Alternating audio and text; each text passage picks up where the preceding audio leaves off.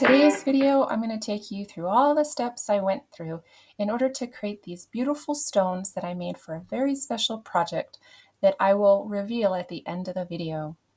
In the kit that I bought online, I was surprised to see that they provided some really pretty stones to include in my polishing, such as rose quartz and amethyst and jaspers and tiger's eye, Dalmatian stone, aventurine, and lapis lazuli, just to name some of them. I also wanted to polish some rocks that I had found, various quartz and jaspers, also hard stones. So I used the coarse grit, which was very beautiful, and I hadn't used this tumbler in 30 years, and I didn't even bother to clean it. I did add some of the ceramic media that it provided, and so the first step was to get them all round.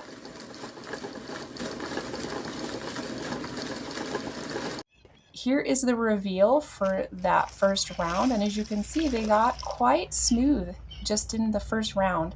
I ran them for about 9 days with this coarse grit. After thoroughly washing the stones, I decided to, for step 2, to not add the ceramic media, but I did add 2 scoops of the second grit and ran that also for about 8 days. Cleaning them off from that step, and they also got even more smooth, and a lot of those cracks are gone now in this step. So again, really happy with their progress so far.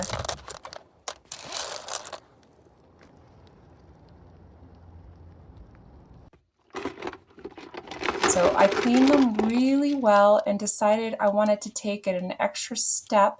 So I added these really beautiful but old beads, and I used borax, and then I tumbled them to clean them for about 7 days. There was a lot of dirt. I was quite surprised. And they came out very squeaky clean and became even more dull from the cleaning, not more shiny. And then I decided to even clean my barrel before the pre-polish stage. So I was very serious about this pre-polish stage. I added 2 scoops of that.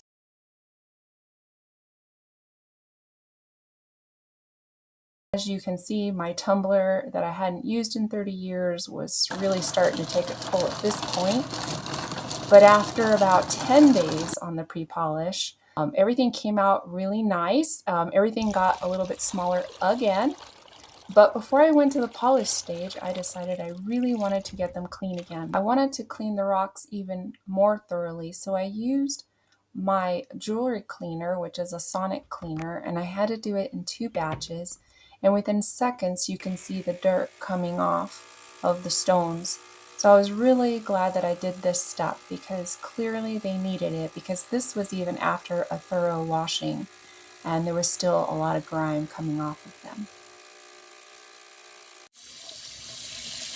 It was worth it, and they actually looked a little bit shiny after this cleaning. And so I had really high hopes for my polish stage, which was next. And the polish powder was very, very, very fine powder, very satisfying. I put 2 generous scoops of this and had very high hopes. Look how sluggish it was going, so that also gave me high hopes.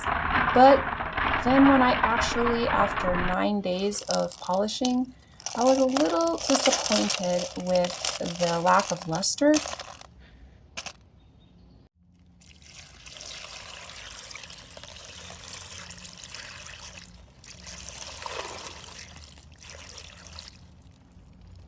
However, despite my initial disappointment, I actually am very happy now with the results.